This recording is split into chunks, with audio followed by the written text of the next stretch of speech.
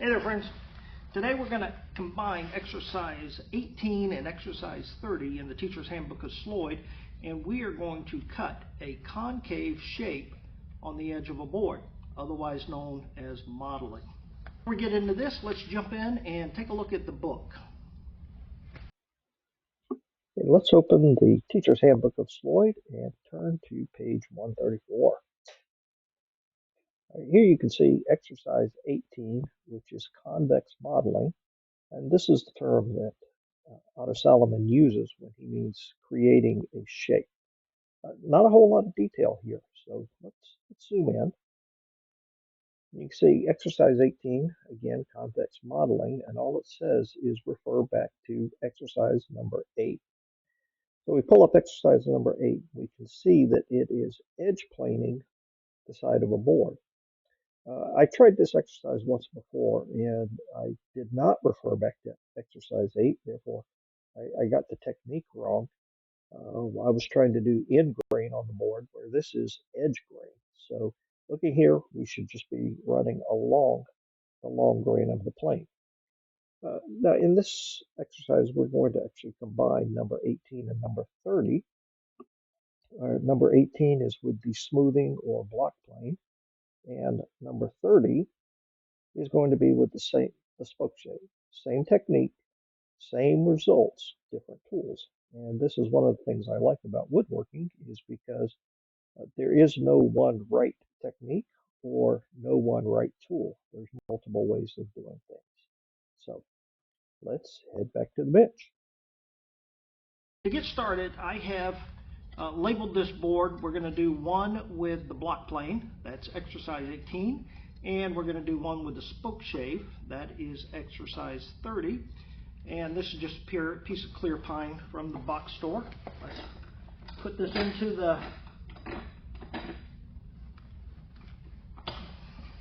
okay.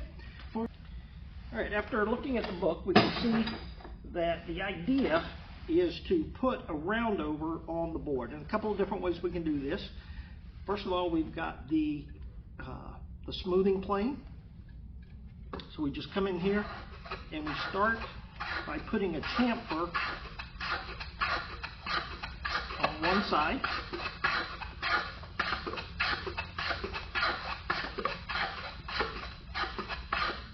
Okay. Once we get that chamfer well established, we can come in here on the other side and run a chamfer as well. So,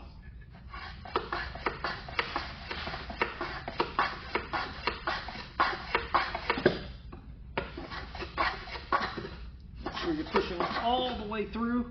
You can actually see where I'm a little wider here than I am down at this end. That means I'm not taking full cuts. We want to make sure we do that.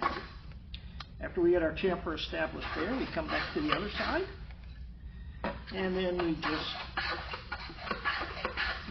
work our way around.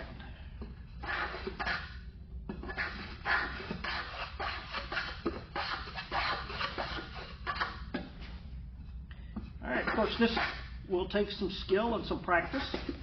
This is actually the first time I've tried this particular technique, which is why I'm doing these exercises. Give me an opportunity to try some new techniques I've never tried before. Alright, let's hold this up here. And we can see just in a couple of minutes we've got the nice start to a roundover, not quite symmetrical. And that goes back to me pushing too much of a chamfer on one side versus the other. Okay.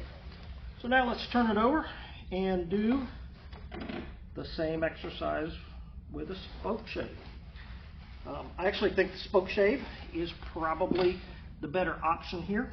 One of the reasons I like the spokeshave is, depending on how the grain's running, you can pull or push with it, and it works exactly the same. But the technique would be done exactly the same. Start by putting a chamfer on one side.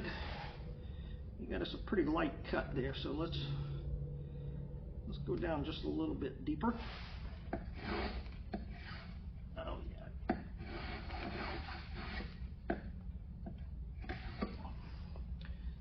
can also push, again, depending on how the grain is running.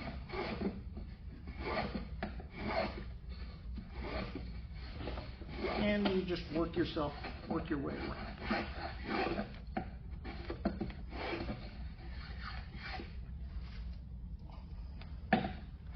So, you know, I said at the beginning of this segment that I think that the spokeshave is probably the better of the two.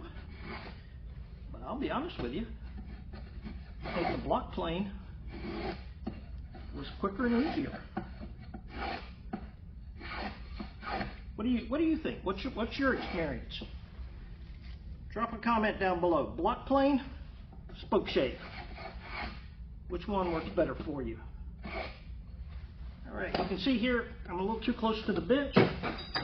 So one of the things we can do is just raise it up a little bit, like this, and now we have the opportunity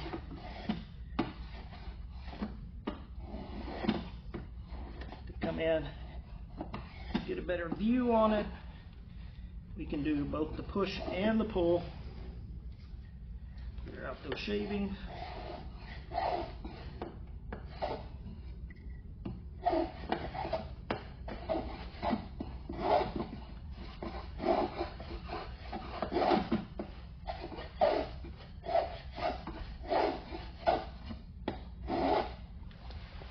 Again, not a particularly symmetrical cut, but again, this was only a couple of minutes.